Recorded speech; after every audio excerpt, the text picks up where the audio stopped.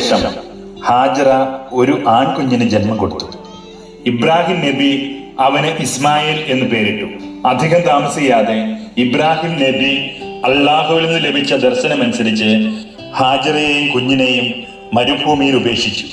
കൈവശമുണ്ടായിരുന്ന ഭക്ഷണവും ജലവും തീർന്ന ഹാജറ എന്തു ചെയ്യണമെന്നറിയാതെ മരുഭൂമിയിലൂടെ അലയുന്നു.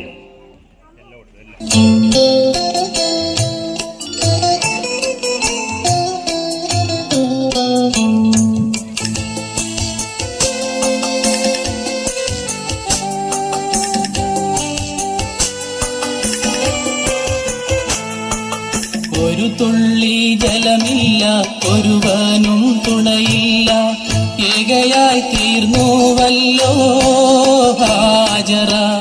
ഒരുവനിൽ കൈനീട്ടി കരുണയ്ക്കായി കേഴുന്നു, കൽബിലെ വ്യഥയോതുന്നു. ഒരു തുള്ളി ജലമില്ല, ഒരുവനും തുണയില്ല, ഏകയായി തീർന്നുവല്ലോ ഹാജറ.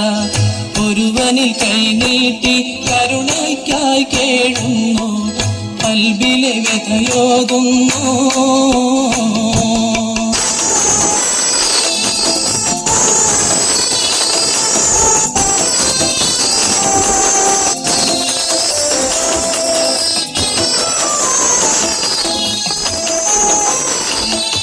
മാരനാം ഇബ്രാഹിം നബിയുള്ള ദൂരത്ത് സകലം ത്യജിച്ചെന്ന് ദീനിന്റെ സത്യപ്രബോധന വെട്ടം വിതറാനായി സമദോന്റെ കൽപ്പനയാ.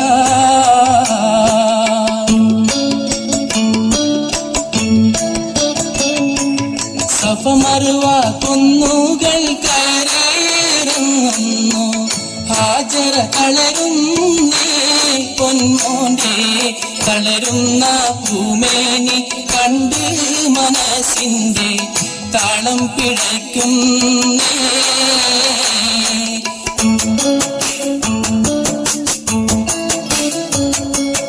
ദാഹത്താൽ ഇസ്മായിൽ കാലിട്ടടിക്കുന്നു, പൊള്ളുന്ന മരുഭൂമി കനിയുന്നു. പെട്ടെന്നുറ പൊട്ടി ഹംദാൽ മനം പൊട്ടി സംസമെന്നോതിടുന്നു ഹാജറ. സമദോനിൽ സ്തുതി പാടുന്നു.